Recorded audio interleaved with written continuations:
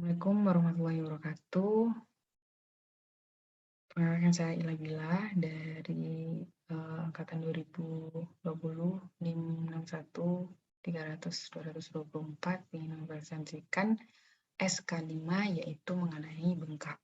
Dari skenario kita dapatkan anamnesis yaitu bengkak pada tungkai bawah. Seorang laki-laki berusia 34 tahun itu mengalami bengkak pada tungkai bawah, kemudian kumat-kumatan dan hilang saat beristirahat, demam hilang timbul, nyeri pada selangkangan, menggigil, serta nyeri kepala, muntah.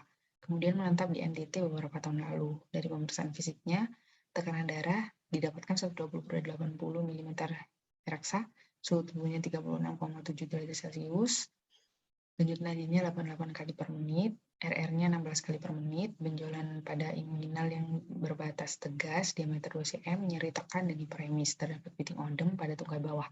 Untuk pemeriksaan penunjangnya, terdapat mikrofilaria pada hapusan darah. Selanjutnya, kita bisa mengetahui bahwa pasien ini mengalami bengkak, yaitu bengkak akibat filariasis. Tapi kita jelaskan bengkak secara umum terlebih dahulu, di mana bengkak ini merupakan penimbunan cairan secara berlebihan di antara sel-sel tubuh atau di dalam rongga tubuh.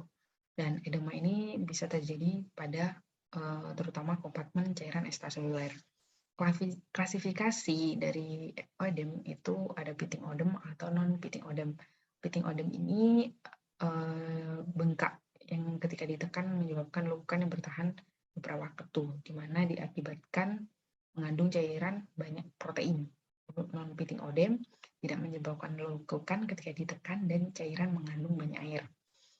Berdasarkan etiopatogenesis itu ada 5 yang menyebabkan bengkak, yaitu yang pertama penurunan konsentrasi protein plasma yang akan mengakibatkan penurunan tekanan onkotik, di mana penurunan konsentrasi protein itu akan menyebabkan filtrasi cairan yang keluar dari pembuluh itu lebih tinggi, sehingga sementara jumlah cairan yang direabsorpsi itu kurang dari normal, sehingga terdapat cairan tambahan yang tertinggal di ruang interstisial, kemudian akan menyebabkan bengkak.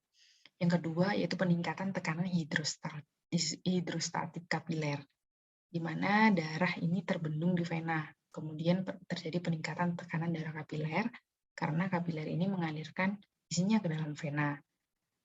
Kemudian bisa juga terjadinya retriksi lokal aliran balik vena, misalnya pada orang hamil. Ketika orang hamil kan terjadi pembesaran uterus. Nah, uterus itu akan menekan vena-vena dari abdomen, sehingga darah yang berada di ekstremitas bawah akan naik ke jantung, lalu tidak bisa karena terjadi retriksi lokal di aliran balik vena di abdomen tadi, sehingga mengalami bengkak di tungkai. Yang ketiga ada peningkatan permeabilitas kapiler. Itu terjadi akibat kerusakan dari pembuluh darah tersebut akibat luka bakar atau akibat alergi yang nantinya mengakibatkan melebarnya pori-pori kapiler, sehingga nanti akan terjadi penurunan tekanan yang menyebabkan ketidakseimbangan antara tekanan onkotik di plasma dan juga tekanan onkotik di interstisial, akhirnya terjadilah bengkak. Yang keempat ada obstruksi limfatik. Nah, ini terjadi akibat kelebihan cairan di protein dan protein plasma yang difiltrasi tertahan di interstisial dan tidak dapat direabsorpsi kembali ke darah melalui sistem limfatik karena ada obstruksi limfatik itu tadi, sehingga terjadilah bengkak. Yang terakhir yaitu kelebihan air tubuh dan juga natrium, di mana kalau kelebihan natrium pastilah itu akan terjadi kelebihan air karena natrium sifatnya menarik air. Nah, di sini pada gagal jantung kongesif, curah jantung akan menurun. Kemudian kompensasilah dengan meningkatkan aldosteron. Peningkatan aldosteron ini akan menyebabkan retensi Na dan juga air, sehingga mengalami peningkatan pada volume plasma dan peningkatan pada tekanan kapiler vena, sehingga jantung tidak mampu memompa peningkatan aliran balik vena. Mau tidak mau, maka cairan itu akan dipaksa masuk ke dalam interstisial, akhirnya terjadilah bengkak. Kemudian bagaimana patofisiologinya? Di sini kita harus memahami bagaimana keseimbangan cairan itu tadi. Cairan tubuh, di mana patofisiologi ini sebenarnya tumpang tindih sama dengan patogenesis. Cuma di sini dijelaskan lebih jelas mengenai keseimbangan cairan itu sendiri.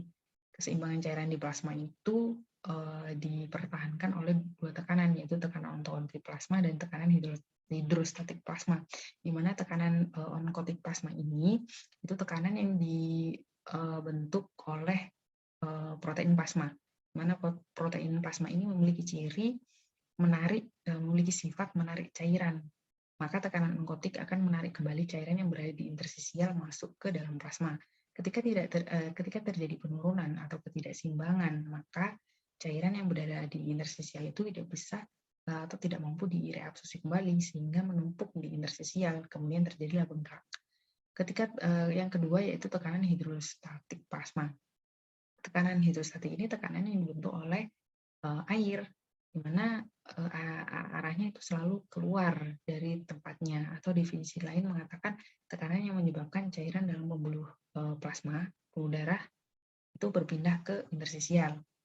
Tentunya kita menginjak pada filariasisnya. Untuk filariasisnya kita bisa apa sih filariasis itu? Definisinya filariasis itu penyakit sistem yang disebabkan oleh infeksi cacing mikrofilaria yang hidup dalam saluran pembuluh darah dan kelenjar getah bening atau pembuluh limfe yang ditularkan oleh gigitan nyamuk. Untuk klasifikasinya bisa disebabkan oleh Wuchereria bancrofti atau Brugia malai atau Brugia timori.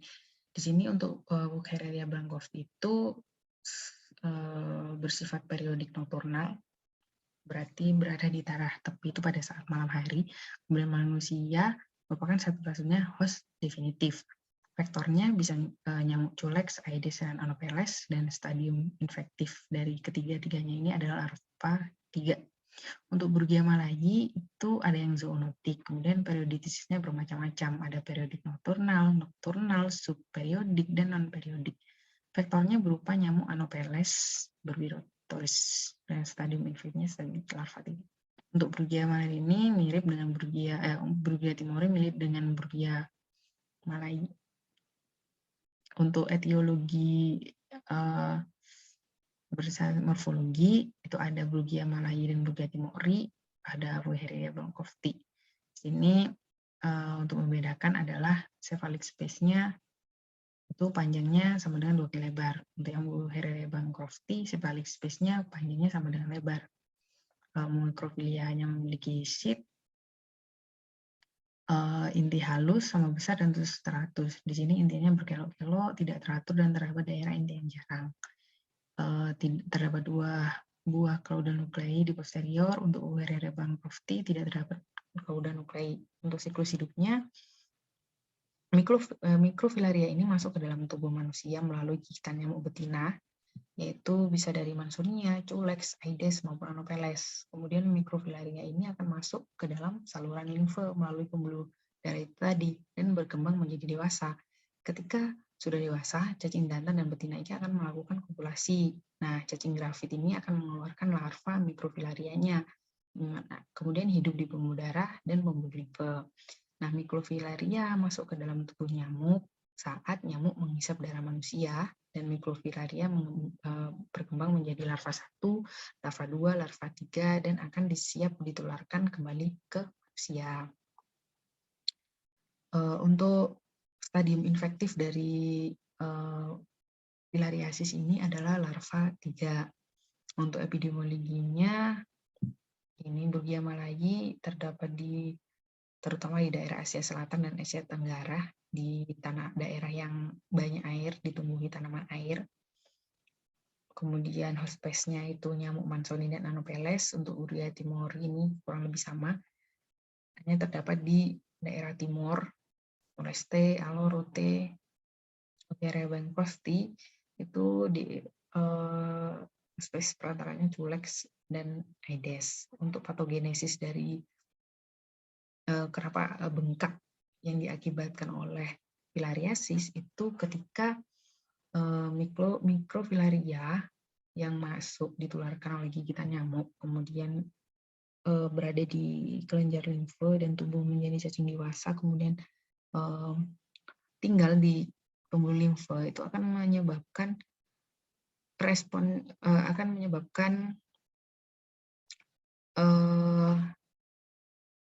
gangguan pada sistem limfatik gitu.